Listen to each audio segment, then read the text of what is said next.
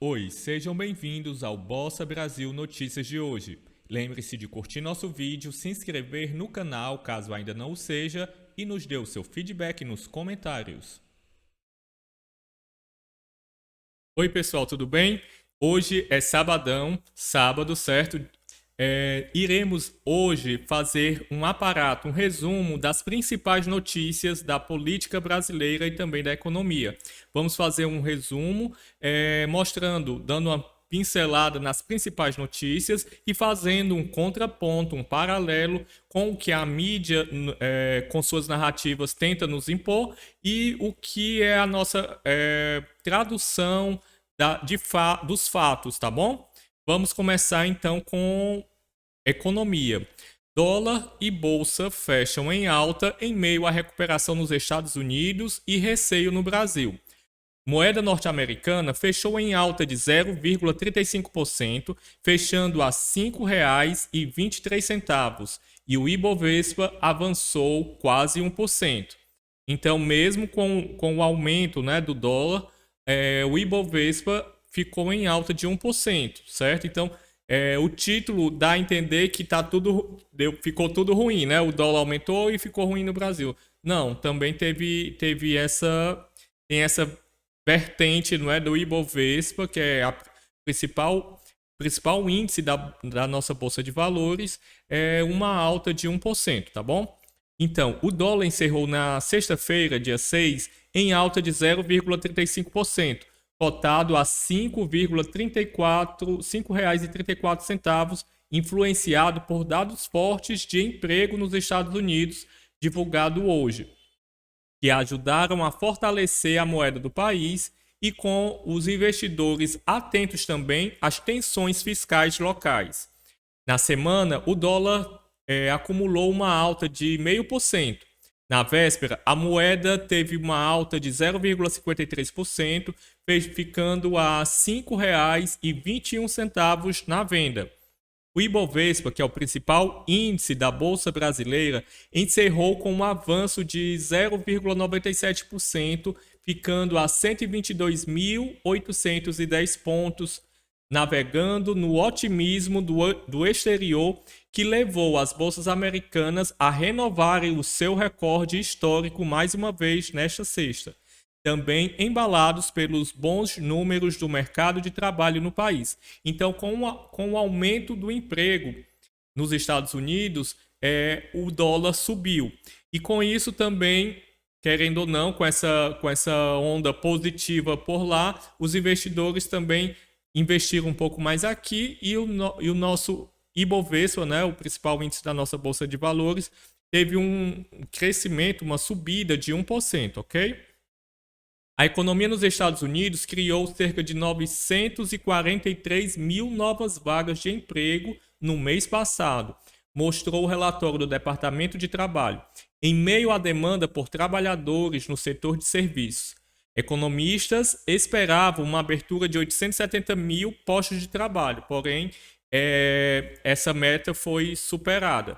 No Brasil, a alta da taxa Selic, promovida pelo Banco Central na quarta-feira, dia 4, segue na conta dos investidores sob a nuvem de maiores temores de aumento dos gastos e a piora das contas públicas. Ou seja, a taxa Selic está em alta e um dos fatores também é com essa suspeita dos investidores com relação ao aumento de gastos do governo, ok?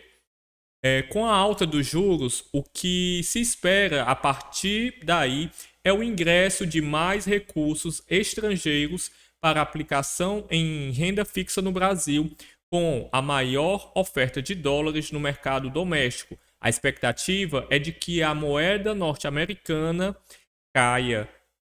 Então, se a moeda americana cair e houver a taxa de juros subindo, a taxa de juros subindo é favorável para os investidores. Então, os investidores vão vir porque vão lucrar mais e vai gerar mais empregos, né? A consequência é gerar mais empregos e assim gerando mais empregos, melhora a economia de uma forma geral. Mas para a gente fazer aqui a leitura, não é? Então, o título, se você ler só o título, o que acontece? Vai dizer que o dólar subiu e que tá tudo muito ruim no Brasil, mais ou menos assim. Só que não é bem isso. O dólar lá subindo e aqui, como a gente viu, os juros, né, a taxa Selic aumentando, isso atrai mais investidores, até porque vai ter uma maior quantidade, uma maior oferta de dólar no mercado doméstico, né, no mercado interno, e com a taxa de juros elevada, atrai mais investidores, o que gera mais, que pode gerar mais investimentos e mais emprego, tá bom? Vamos agora para a próxima notícia. Vamos lá. Então, qual é o papel de Aras, agora falando sobre política, ok? Qual é o papel de Aras, que é o diretor da PGR, na crise entre os poderes e por que Fux cobra posicionamento dele? Então, Fux pede que Aras, certo, cumpra seu papel perante as ameaças antidemocráticas. Então, na conversa que tiveram nesta sexta-feira, dia 6, o presidente do Supremo Tribunal Federal, Luiz Fux, pediu que o Procurador-Geral da República, Augusto Aras, cumpra seu papel diante das ameaças antidemocráticas feitas pelo presidente Jair Bolsonaro. Ou seja, sempre tudo que o Bolsonaro venha fazer ou falar, ele está fazendo, são ameaças antidemocráticas, são críticas. Qualquer crítica que ele venha fazer é algo que ele está fazendo uma instabilidade entre os poderes. Porém, se a gente observar aqui o contrário, quando o Supremo ou quando a oposição critica, ou mesmo com palavras bem pesadas, como genocida e outras palavras mais, eles não veem isso como interferência, nem como ameaça antidemocrática. Mas sendo presidente, é sempre assim. Sempre eles vão dizer que é uma ameaça, que é uma afronta, que está causando uma instabilidade entre os poderes. Então, o pedido foi avaliado no Ministério Público Federal e na Suprema Corte como uma espécie de cobrança de Fux para que Aras dê andamento aos processos contra Bolsonaro que tramitam na PGR, na Procuradoria-Geral da República. Nos bastidores, o procurador tem sido cobrado a acelerar a análise desses casos. Ou seja, ele está sofrendo uma pressão para tentar implantar, tentar aceitar algum desses pedidos. Só que isso, para eles, não é interferência. Se o Bolsonaro fizesse algo do tipo, pressionando alguém a acelerar para aceitar algum tipo de processo, alguma coisa assim, seria interferência dele, certo? A coluna apurou que Aras teria respondido esse comprometimento. A coluna apurou que Aras teria respondido estar comprometido com seu papel como chefe do Ministério Público Federal. A resposta, no entanto, não convenceu muitos auxiliares do presidente do STF, que vem no Procurador-Geral da República cada vez mais alinhado ao governo. Então, assim, não pode se alinhar ao governo, né? É proibido. É o bicho-papão. O presidente é o bicho-papão. Ninguém pode se aliar a ele. Se tiver aliado a ele, na cabeça deles, é o quê? Está contra o país. Sendo que a gente vê o quê? Um forte apoio da população ao presidente da República. E tudo que o presidente tem feito, tem colocado em pauta, tem defendido, é exatamente as pautas que foram colocadas na sua campanha eleitoral no final de 2017 e no final de 2018, aliás, e é o que a população quer, não é? Quando ele pede mais transparência nas eleições, é algo que teoricamente é o correto. Mas não, tudo é motivo para causar. Tudo que o Bolsonaro faz é porque, na verdade, o quê? O Bolsonaro, ele não faz parte do sistema da politicagem passada. Então, estão todas as forças contra o presidente. Querem, de todas as formas, derrubarem, tirarem Bolsonaro ou deixá-lo inelegível para que ele não possa, de fato, continuar no poder. E esse poder é como se ele tivesse roubado o poder, né? Ele tivesse rompido, ou pelo menos é um primeiro, né? Um pequeno rompimento ali naquela engrenagem geral daquele sistema. Então, continuando aqui. Os dois, não é? No caso, o Fux, né? O presidente Fux e o presidente do STF, Fux, e o Aras, eles se encontraram em um momento de tensão de extrema, um momento de extrema tensão entre os poderes. O presidente Jair Bolsonaro, segundo a matéria, tem aumentado o tom nas críticas contra o ministro do Supremo, mais exatamente a Luiz Barroso e a Alexandre de Moraes, e continua a questionar a segurança do sistema eleitoral brasileiro sem apresentar provas. Então, como que ele não apresentou provas? Na primeira live que ele fez, numa quinta-feira, ele mostrou realmente, apresentou vários indícios e chamou vários especialistas, colocou vídeos que é de domínio público, que está no YouTube, na rede social no YouTube, de eleitores na época da eleição, denunciando vídeos que eles fizeram na própria sessão eleitoral, mostrando, e eles disseram, não, isso não é prova, cadê as provas? Aí na semana seguinte, Bolsonaro foi na quarta-feira e mostrou provas, mostrou uma prova concreta, né? Algo que não era somente, na visão deles, um indício, era uma prova concreta de que ele mostrou um relatório da Polícia Federal, que é de conhecimento do STE, né, que é o Supremo, que é o TSE, que é o Tribunal Superior Eleitoral, e mostrando que houve sim uma invasão hacker dentro do sistema do STE, e esse hacker ele ficou lá durante meses no ano de 2018. Ele teve acesso às informações do sistema, teve acesso ao coração do sistema, que é o código-fonte do sistema, e ele ficou navegando, pesquisando dentro do sistema durante vários meses em 2018. Lembrando que 2018 foi um ano de eleições. E esses meses foram correspondentes a quê? Meses antes, durante e depois das eleições. E só foi chegado ao conhecimento público e talvez até do próprio STE, porque esse hacker, ele como é que eu posso dizer? Ele se apresentou, não é? Ele se demonstrou para um site de tecnologia, o Tecmundo. E a partir da reportagem do Tecmundo é que o STE pediu para abrir uma investigação. E nessa investigação, que foi acionada a Polícia Federal constatou de fato que houve sim essa invasão, os meses que ele ficou e tal.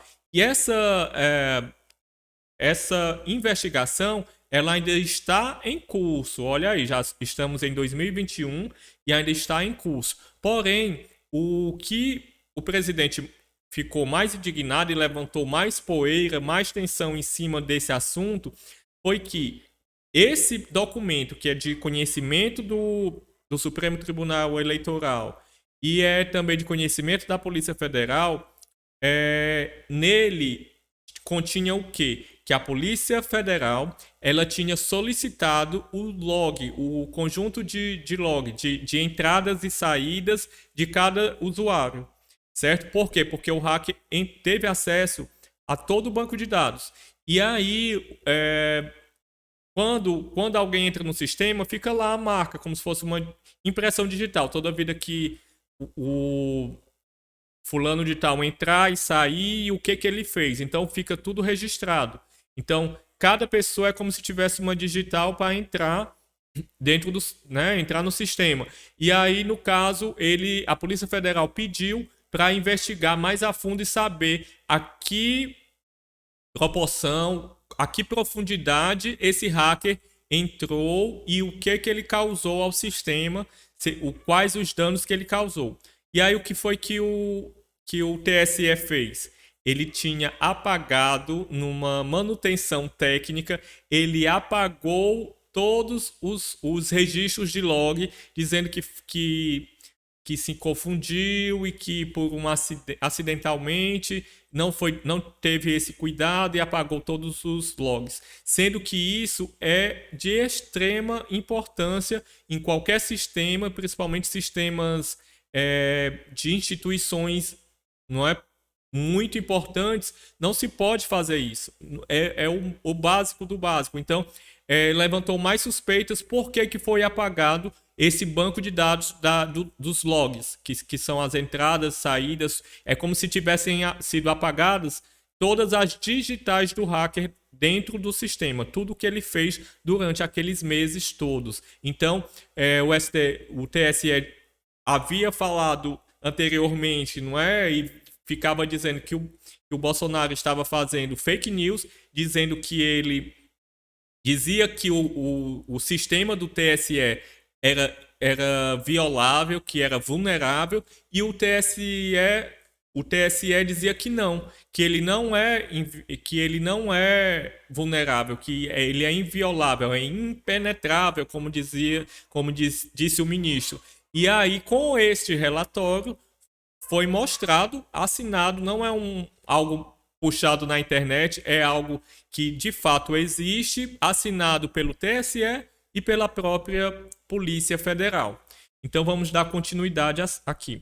Tais atitudes fizeram com que Fux cancelasse a reunião que vinha alinhando entre os chefes dos três poderes para tentar pacificar as relações.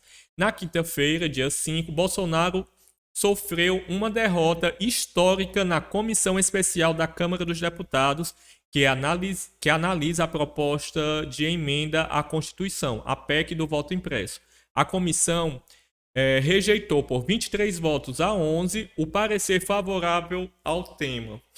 Então, assim, realmente, nesta semana, para aqueles que defendem eleições democráticas, transparentes e com uma amenização, né? uma proteção a mais no sistema, a gente sofreu uma grande derrota, certo?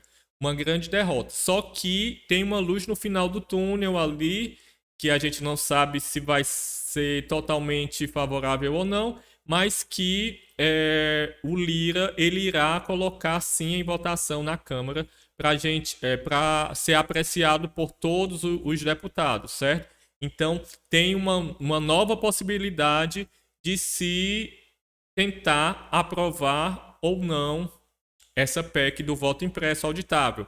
E lembrando que toda a população já está sendo convocada para o dia 7 de setembro, estou querendo voltar no tempo. Então, para o dia 7 de setembro, vai ter uma ultra manifestação, se eu não me engano, é na Avenida Paulista, em São Paulo, e lá em Brasília. Vai ser, na verdade, uma manifestação concentrada nesses dois pontos, em prol, mais uma vez, tentando fazer essa pressão em cima dos nossos políticos para ser aprovada a PEC do voto impresso auditável, que não é a volta de voto de papel, não. Uma transparência maior e a possibilidade de auditoria dos votos para poder confrontar o comprovante, que não é um comprovante que o eleitor irá levar para casa, mas que aquela impressão de cada voto, quando você votar e conferir, que você apertar o confirma, aquele papel que você não vai conseguir pegar naquele papel, não tem como pegar, ele vai cair dentro de uma urna lacrada inviolável, para que no final da votação possa ser feita uma contagem, e essa contagem física dos votos ela vai ser contraposta com aquele boletim de urna, o BU, que é o resumo, é a leitura do que foi registrado na tão polêmica urna eletrônica. Então a gente vai iria se pegar o resumo do que foi registrado na urna eletrônica com os votos que foram impressos e tem que bater os valores tal qual. Porque se não bater, é porque teve algum problema na urna, certo? Avançando aqui. Com respaldo do agronegócio e de Paulo Guedes, Tereza Cristina ganha força para ser a vice, né, a candidata à vice-presidência de Bolsonaro em 2022, diz site. Tereza Cristina, ela é ministra, não é, do agronegócio no Brasil, certo? O nome da ministra da Agricultura, na verdade, ministra da Agricultura, Tereza Cristina, do DEM, voltou a ganhar força nas articulações do presidente Jair Bolsonaro, que ainda está sem partido, para disputar a reeleição em 2022. Segundo o site O Antagonista, a Campo Grandense vem sendo cotada para ser a candidata a vice de Bolsonaro.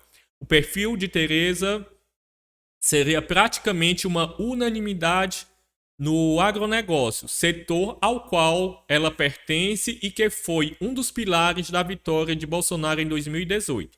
Conforme o antagonista, existem empresários do segmento que inclusive apostam na ministra para encabeçar a chapa caso o presidente não consiga se viabilizar, ou seja, eles estão sempre colocando em cima disso, porque o sistema, de uma forma geral, está a todo momento tentando tornar a campanha de Bolsonaro, tornar Bolsonaro inelegível.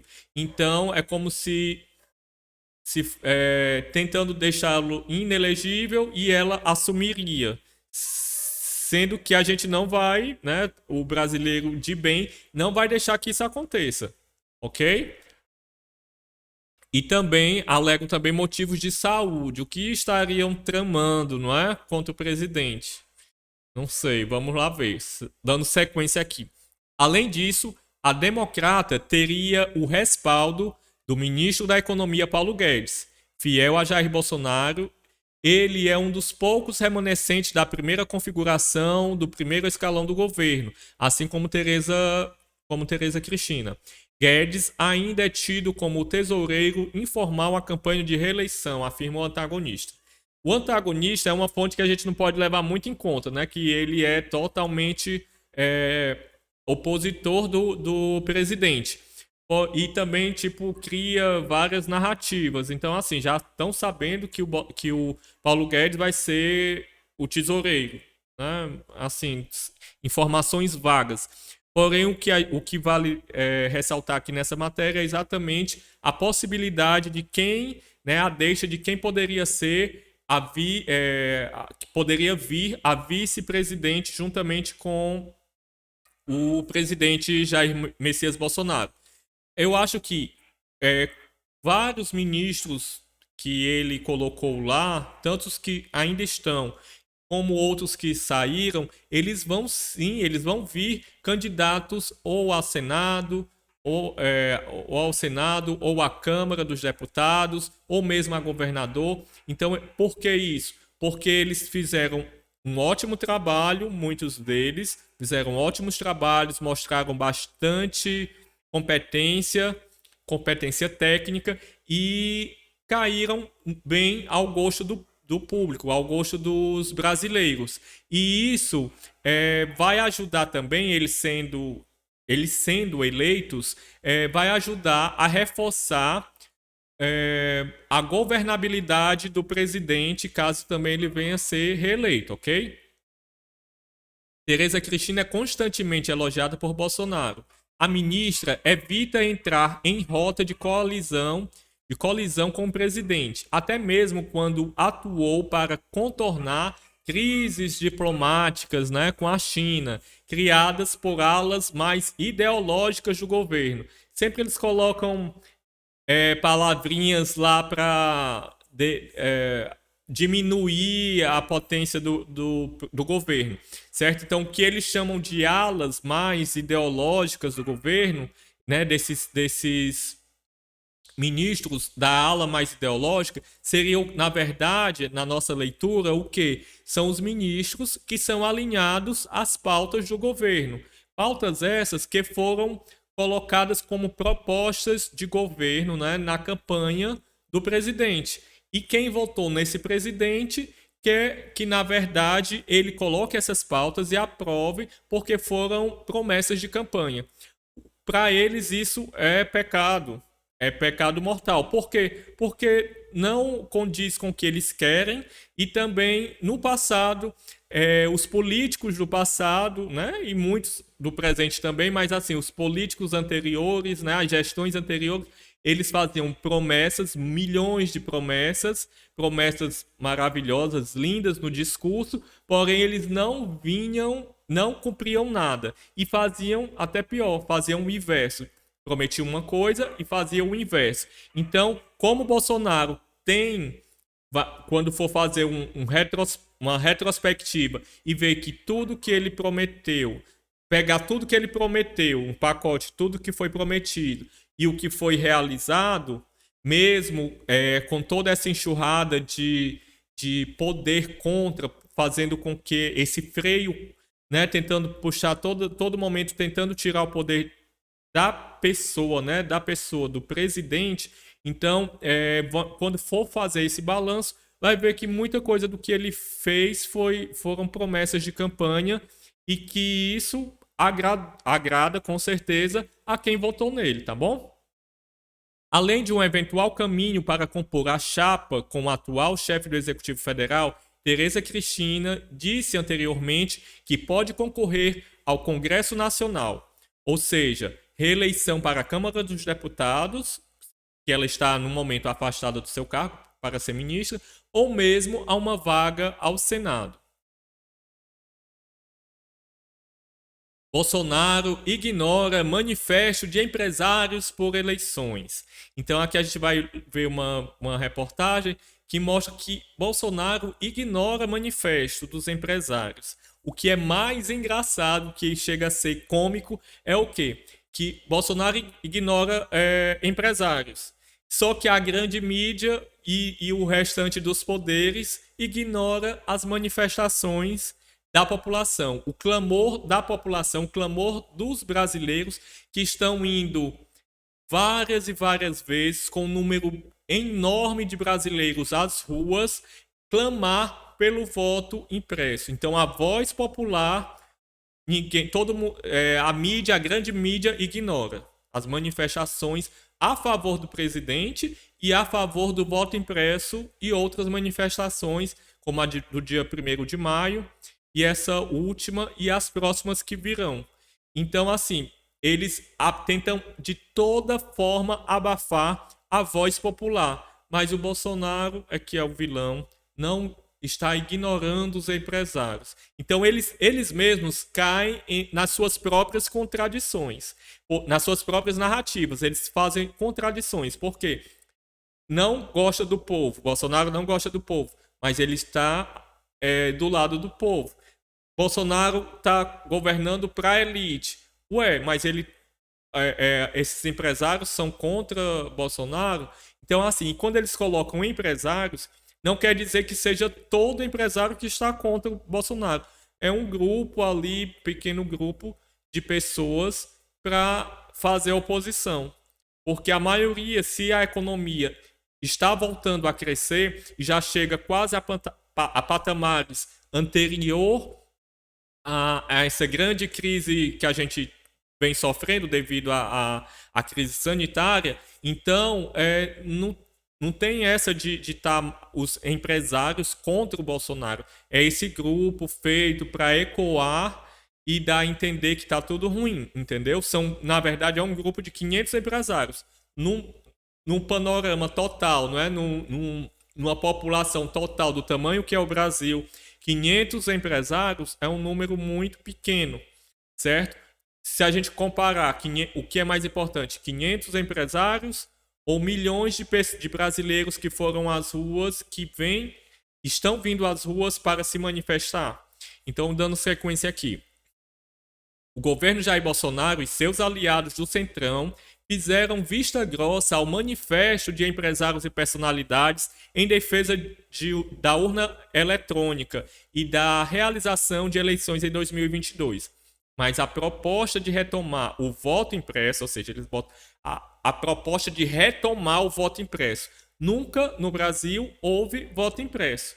Existia sim voto na cédula de papel, que você ia com uma canetinha e marcava um X e preenchia. E o que se está propondo não é nada manual. É o que? Você vai votar, todo mundo vai votar do jeito que estava votando nas últimas eleições, na urna eletrônica. Não é a urna eletrônica contra o voto impresso.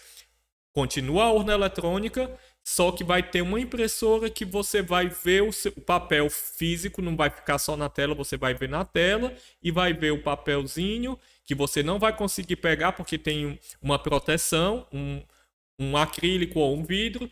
Você vê, confirmou que o voto é o que nos candidatos que você digitou, você pega e aperta o confirma e ela vai ser automaticamente, esse papel vai cair dentro da urna. Não chega a ser nenhum comprovante, porque você não vai ter como levá-lo para casa e muito menos, como alguns têm dito, até a Tabata Amaral, dizendo que você vai poder tirar foto e mostrar para um miliciano e não sei o que, e é mentira. Até porque não se pode levar celular para frente da urna eletrônica. Se você está levando é porque já está errado a partir daí.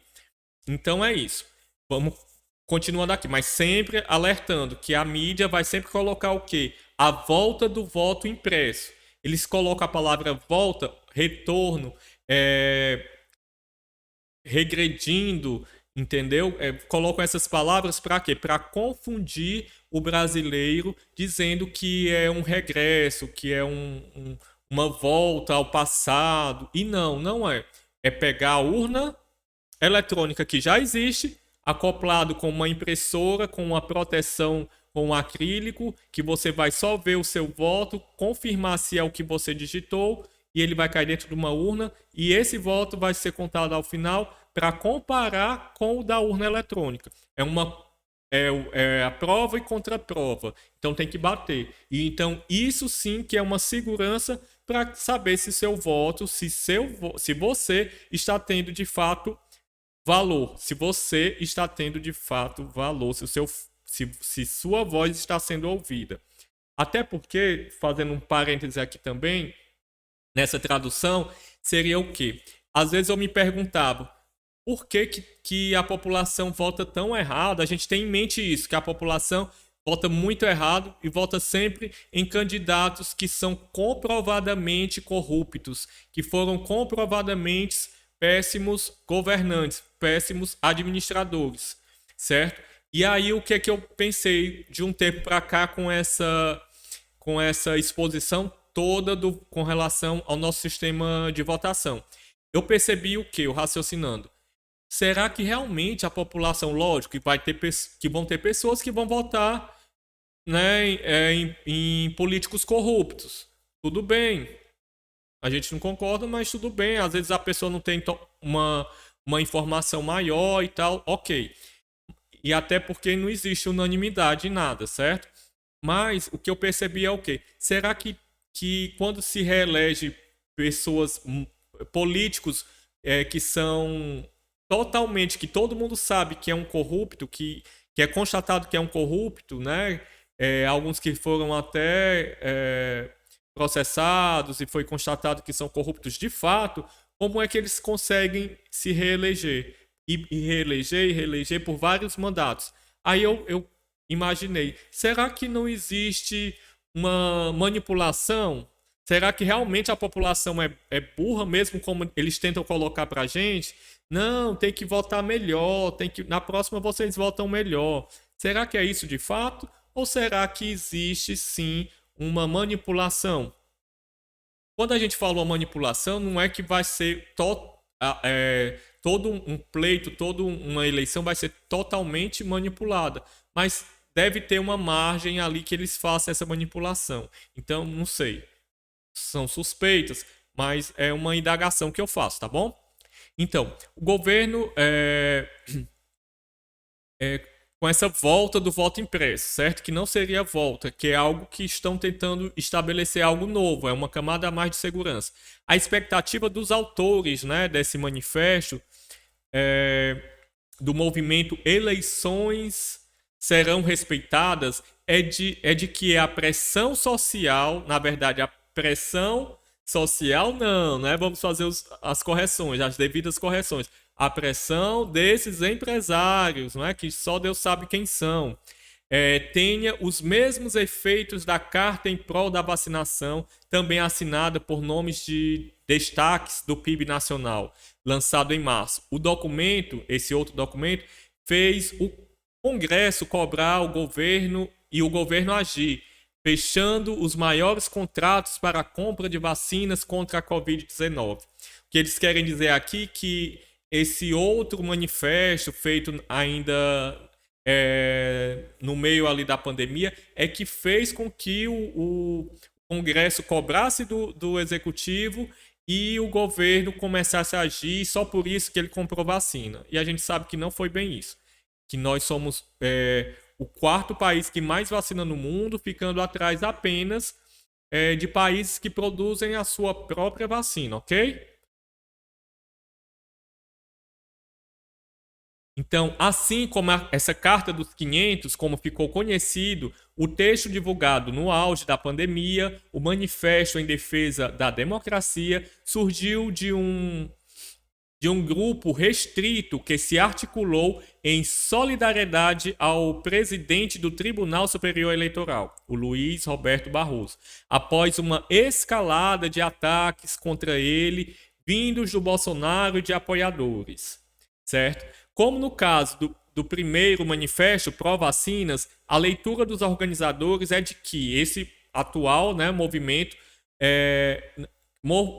mostrou grande coesão e combateu a ideia da tolerância da elite nacional com arroubos autoritários. Né? Sempre eles colocam palavrinhas bonitinhas e sempre as pessoas que são a favor do governo que são arruaceiros, que são antidemocratas, né?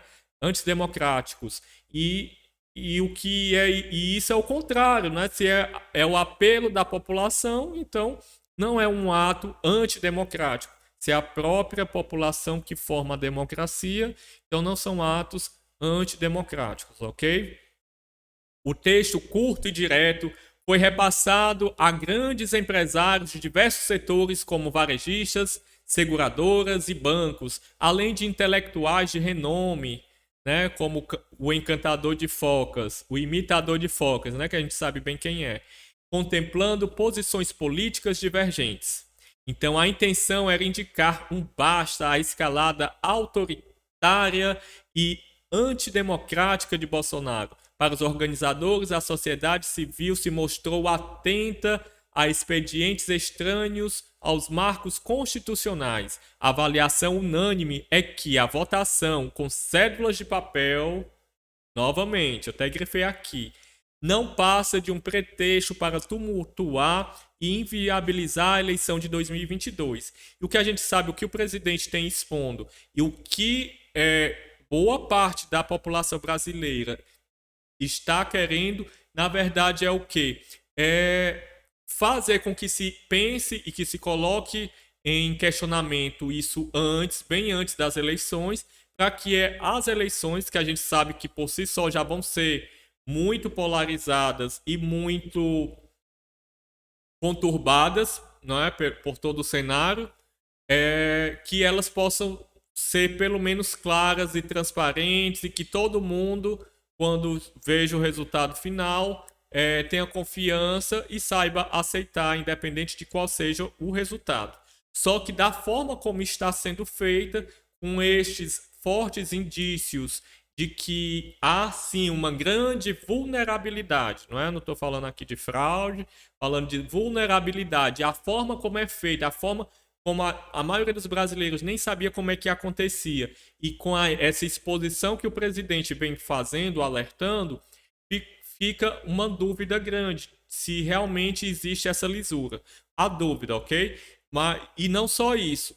Com a retaliação desses outros atores políticos e não políticos agindo com tanta veemência contra essa camada mais de segurança, a gente começa a... Até porque, assim, se é só uma impressora a mais, é só uma forma de verificar, de constatar o que já é feito. Então, se não há violação, se não há adulteração nos votos, a impressora ela não vai, ela vai apenas confirmar que não existe adulteração.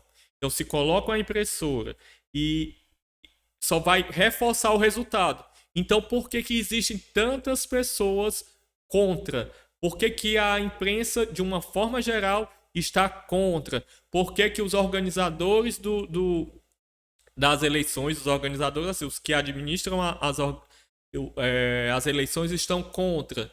Entendeu? E por que a população, boa parte, a maior parte no momento, segundo pesquisas, agora quer sim que seja voto impresso auditável? E por que existem tantas pessoas contra? E até pessoas que eram a favor, como Rodrigo Maia, a Joyce Hasselmann, o Kim Kataguiri e muitos outros políticos que eram a favor do voto impresso auditável e agora são contra, ok? Então, avançando aqui.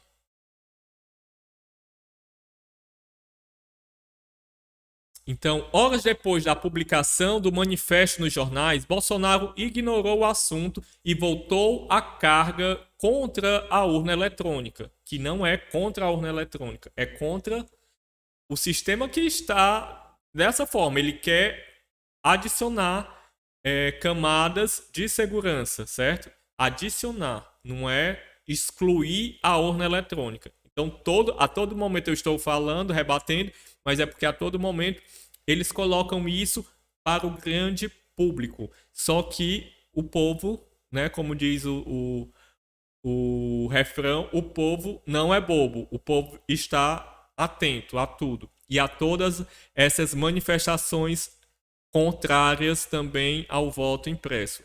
Contrários ao clamor, né, da população.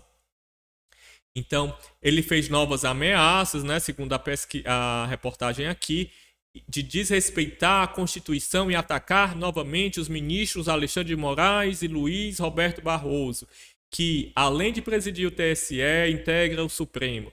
Foi Barroso que pediu e Moraes acolheu a notícia-crime contra Bolsonaro, investigado agora no inquérito, no tão falado inquérito das fake news, que por si só ele já é totalmente inconstitucional, como fala muitos juristas renomados. Então, assim, o Bolsonaro não pode criticar ninguém, não pode expor nada de que para ele considera ilegal. Agora, se alguém criticar Bolsonaro de alguma forma, chamar de genocida, de criminoso, de miliciano, de qualquer coisa, aí pode.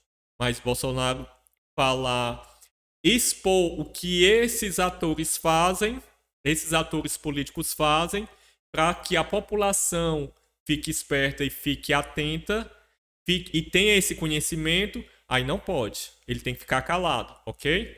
Então, agora a fala de Bolsonaro. A hora dele, no caso Moraes, vai chegar porque está jogando fora das 4 linhas da Constituição há muito tempo. Não pretendo sair das 4 linhas da Constituição para questionar essas autoridades, mas acredito que o momento está chegando, disse Bolsonaro na quinta-feira, dia 5, em entrevista à rádio 93 FM. Não dá para continuarmos com o ministro arbitrando ditatorialmente. Então, assim, Bolsonaro tem dado o recado. Se ele vai avançar ou não, ninguém sabe. Mas o que seria esticando a corda, né? Como eles falam. Tipo assim, tá levando ao extremo, tá pressionando, eles estão avançando, estão indo para cima do presidente avançando demais, passando das suas prerrogativas, o que eles podem, do que eles não podem, avançando e tentando combater de todas as formas tudo que o Bolsonaro faz. E aí, muitos comentaristas políticos falam que está chegando a última gota, né, a gota d'água para que haja algo mais sério, algo mais tenso, que poderia ser até né, como é que a gente pode dizer? Pedir socorro aos militares, que isso seria algo totalmente extremo, não é algo nada fácil, nada tranquilo. A gente já teve passou por etapas desse tipo e não é nada bom para nenhuma das situações. E nem é algo que se quer. Até por isso mesmo que Bolsonaro engole muita coisa e vai relevando muita coisa. Só que eles estão indo a cada vez mais à frente, mais para cima deles. Então, muitos apoiadores, ou alguns, dizem que já era, já foi, já deu, que tem que chamar mesmo, né, os militares e tal. Mas, tendo a cautela, isso seria trágico, seria crucial. Já outros comentaristas falam que o quê? Que isso sim, infelizmente, pode chegar. Devido a todo esse tabuleiro de xadrez como ele está no momento. Então, dia 7 de setembro vai existir essa grande manifestação, onde Bolsonaro deixa bem claro que ela é a última, a cartada final, no caso, a voz final do povo, se o povo assim o quiser, e caso esses outros atores políticos não tenham cedido à questão desse apelo público, ele irá sim tomar essas novas medidas, digamos assim, que até então ele está jogando dentro das 4 linhas da Constituição, só que os outros atores públicos não estão fazendo da mesma forma. Então, se não existe, se eles estão no Vale Tudo, ele também vai pro Vale Tudo, mais ou menos assim, tá bom? E é algo que a gente realmente não quer que aconteça e a gente tem que ficar atento, tá bom? E é exatamente por isso que a gente está fazendo esse canal, tentando alertar do que pode acontecer e para todo mundo ficar por dentro das duas vertentes, do que a mídia fala e a nossa leitura aqui dos fatos. Então, o grupo por trás do movimento interpretou as declarações de Bolsonaro como as de alguém que está muito acuado e reage com mais agressividade e defendeu o combate a essa escalada de ataques. Vamos ver, né? Se Lira evitou o assunto, já o Lira, né, o presidente da Câmara, evitou o assunto, Marcelo Ramos, do PL do Amazonas, foi em outro sentido e destacou a relevância do movimento desses empresários, que na sua avaliação influenciará os rumos do debate no Congresso. É uma manifestação importante. Demonstra que setores muito relevantes do empresariado nacional reagem a essas iniciativas de naturezas golpistas, sempre aquele mesmo blá blá blá. É extremamente simbólico e influencia a decisão da comissão, disse Ramos. Ramos, lembrando que esse Ramos, que é o vice-presidente, certo, da Câmara, disse que no momento em que ele assumir a Câmara, numa possibilidade de o Lira, né, que é o presidente mesmo, se afastar por algum motivo, tenha que viajar ou por algum motivo de saúde, ele irá sim abrir algum desses inquéritos, desses pedidos de impeachment do presidente Jair Messias Bolsonaro. Ele já fez a ameaça, já deixou bem claro o seu posicionamento quanto ao atual presidente. Ele é totalmente oposição ao presidente, ok? Então, a tentativa de alterar o sistema eletrônico de votação por meio de uma proposta da emenda à Constituição, a PEC, para instituir o voto impresso no Brasil, foi derrotada na comissão especial que foi feita essa semana, com um placar de 23 votos contrários e 11 favoráveis. Mesmo assim, ainda tem uma luz no fim do túnel, ou seja, esses 23 a 11 derrubou a possibilidade de aprovação da PEC do voto impresso auditável. Porém, existe ainda uma luz no final do túnel, que é que Lira já sinalizou que vai sim colocar para apreciação, para votação na Câmara dos Deputados, para todos poderem votar. E aí existe uma possibilidade. Ninguém sabe se Lira fez de boa vontade ou apenas para ficar bem na fita, né? Mas só de colocar, então, os aliados do presidente terão mais uma oportunidade de tentar negociar, de tentar convencer os demais deputados para votar a favor. E, mais uma vez, a importância do povo ir às ruas no dia 7 de setembro para ver se essa pressão maior, se esse reforço essa pressão pública vai fazer com que outros deputados repensem o seu voto ou não. Vamos ver o que vai acontecer, ok, pessoal? Bolsonaro participa de motociata em Florianópolis neste sábado. O presidente Jair Messias Bolsonaro participou neste sábado, dia 7 de agosto de 2021, de uma motociata em Florianópolis. Certo? Desde maio deste ano, Bolsonaro tem comparecido em encontros de motos, geralmente todos os sábados, com seus apoiadores em diferentes cidades do país. E isso sinaliza... Por que a questão dessas motociatas? É uma forma de mostrar que a população está do lado do presidente. Para mostrar para o restante da população, mas principalmente para desmentir as narrativas da mídia e também para desmentir essas pesquisas eleitorais, essas fake pesquisas que só Deus sabe quem as encomenda, quem as patrocina e quais são os interesses que tem por trás dessas pesquisas, que apontam como o ex-presidiário Lula como favorito e ganhador em qualquer situação, e que Bolsonaro perde em todas as situações em segundo turno, sendo que essa mesma história, se a gente bem lembrar, foi tão recente agora, não é, na última campanha eleitoral, as pesquisas diziam: Bolsonaro perde para o segundo turno para qualquer candidato. E aí até eu brincava na época, né? Ele não precisa ganhar de todos, ele precisa ganhar só do que for com ele. E assim foi. Então é isso, pessoal. Essas motociatas servem para mostrar a força que o presidente está. Que eles dizem também que a popularidade do presidente vem caindo, caindo, caindo. E não é isso que a gente vê na prática. Pesquisa é pesquisa, só Deus sabe o que querem, na verdade, esses institutos de pesquisa, mas o que a gente vê é diferente.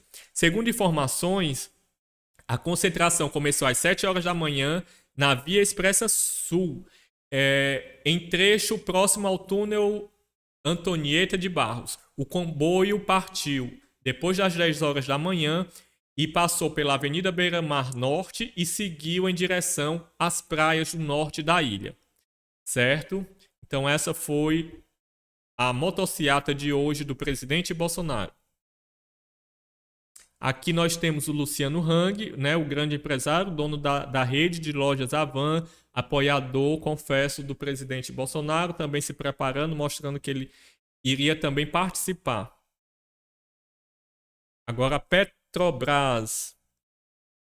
Com alta de mais de 3 mil... notícia boa agora, que a imprensa tenta também desmistificar. Você lembra que o Bolsonaro mudou o presidente da Petrobras e dizia que era uma interferência, que ele não poderia fazer aquilo, sendo que a gente sabe que, né, que o que a Petrobras, para que a Petrobras servia nos governos anteriores. Então ele colocou lá um militar, porém ele colocou um militar altamente gabaritado, que é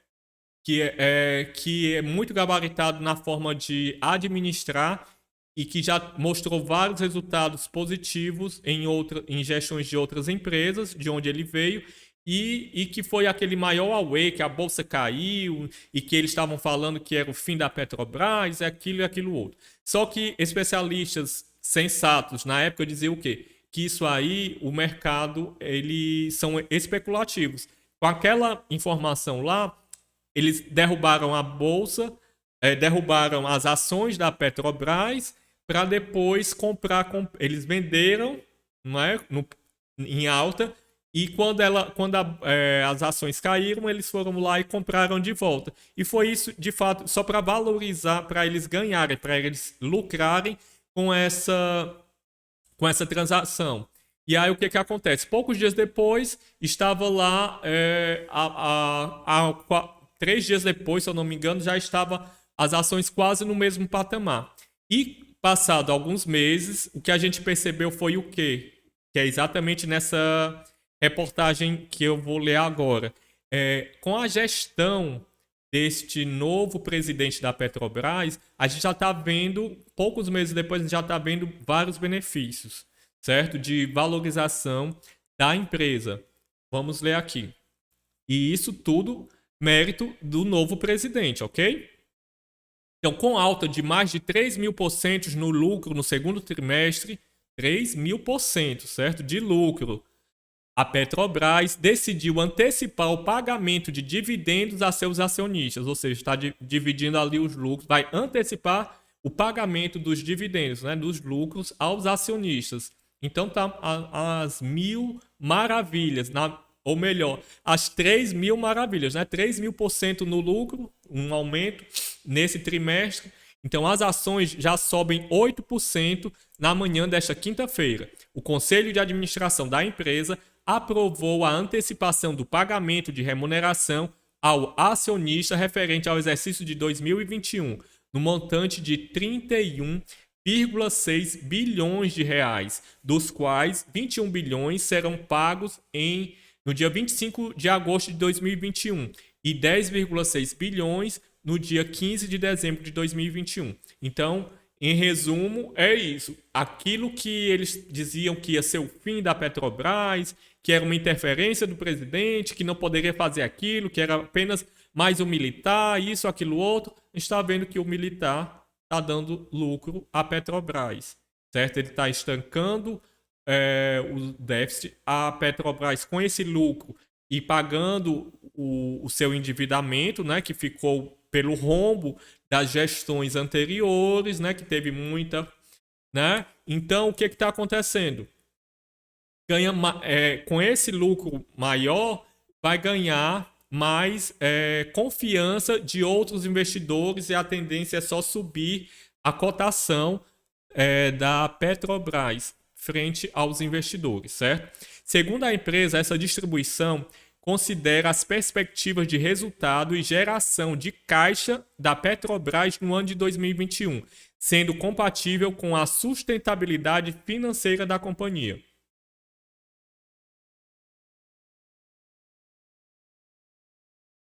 Receita aqui já é outra matéria de outro portal. Então, receita da Petrobras dispara quase 30% no trimestre e dívida cai, ou seja, aumentou o lucro e eles conseguiram diminuir a dívida existente da empresa.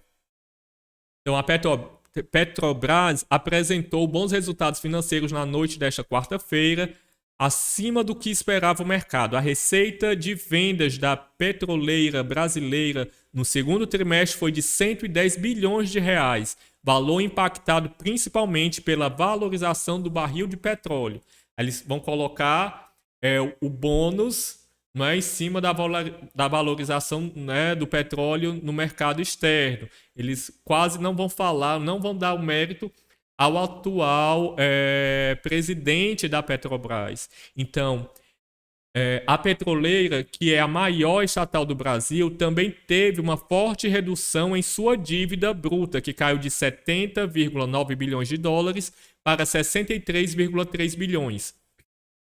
No texto de apresentação dos resultados, a companhia também destaca que levar a dívida bruta a 60 bilhões de dólares continua a ser o seu objetivo, ou seja, eles querem diminuir de 63 para 60. Com os resultados positivos, não só a dívida bruta da petroleira diminuiu, mas a chamada alavancagem também. Esta é a melhor marca desde o terceiro trimestre de 2011, ou seja, já em poucos meses o presidente atual conseguiu tornar a melhor marca desde 2011, ou seja, em 10 anos, a melhor marca nos últimos 10 anos. Desde a gestão do Pedro Parente, no governo do Michel Temer, a empresa tem focado em reduzir o endividamento e a alavancagem que dispararam nos anos anteriores. Agora, para rir um pouco, a gente vai ver alguns tweets, certo? Para deixar um clima um pouco mais leve. Mas como a gente viu aí, a Petrobras vem melhorando devido ao atual presidente da estatal, que foi colocado pelo presidente, tá bom? Então, aqui o Henrique Oliveira no tweet falou as principais manchetes. As principais manchetes de amanhã. O Globo. Bolsonaro apresenta documentos desfalsos, né? Agência de checagem. Especialistas afirmam que relatório do TSE não é do TSE. O antagonista. Não interessa, a culpa é de Carlos Bolsonaro. E o Folha de São Paulo. Pronto, Bernardo Kuster. Livre. Se o TSE descobriu e confessou a violação do sistema eleitoral e apagou os registros das alterações no seu próprio sistema, é muita loucura acreditar que foi o mesmo TSE que mudou o código-fonte e manipulou as eleições? Só uma pergunta. Se é verdade, por que acreditar que em 2022 será diferente? Então, se houve, né, uma invasão hacker, por que nesse ano não vai haver novamente uma nova invasão? E aqui é do Brasil Paralelo. Basta uma única geração abrir mão de sua liberdade e nós perderemos para sempre, falou George Washington, um dos pais fundadores dos Estados Unidos. Isso aqui é para a gente refletir, ok? Então a gente tem que lutar sim por nossa liberdade. E aqui, novamente, o Bernardo Kuster. O artigo 305 do Código Penal. Destruir, suprimir ou ocultar em benefício próprio ou de outrem, ou em prejuízo alheio, documento público ou particular verdadeiro de que não podia dispor. Pena e reclusão de 2 a 6 anos e multa se o documento é público e reclusão. Hashtag CPI do TSE. Então é isso, pessoal. Muito obrigado a todos. Espero ter conseguido fazer um pouco esse exercício com vocês, uma releitura do que a nossa mídia coloca pra gente, tentando mostrar outro lado dos fatos, tá bom? Uma releitura dos fatos para a gente tentar aqui entender o que está acontecendo com o Brasil e, consecutivamente, com o que vai acontecer com o nosso futuro, não é? Porque se eles interferem lá, para quem não gosta de política, não é? A política é ruim?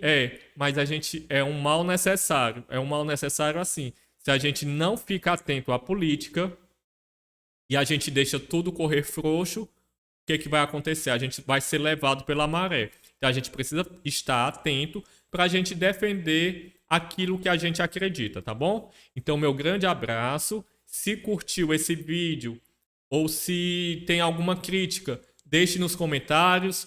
Curta o vídeo se tiver gostado. Se não tiver gostado, dê o seu dislike. Deixe algum comentário positivo ou negativo, alguma sugestão.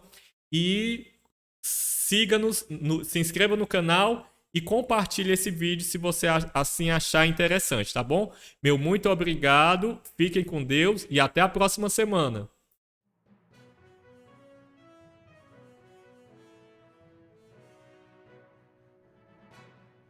E essas foram as notícias destaques no Brasil. Muito obrigado a todos e lembrem-se de curtir nosso vídeo, se inscrever no canal caso ainda não o seja e nos dê o seu feedback nos comentários. Até a próxima oportunidade com mais informações no nosso Bossa Brasil Notícias.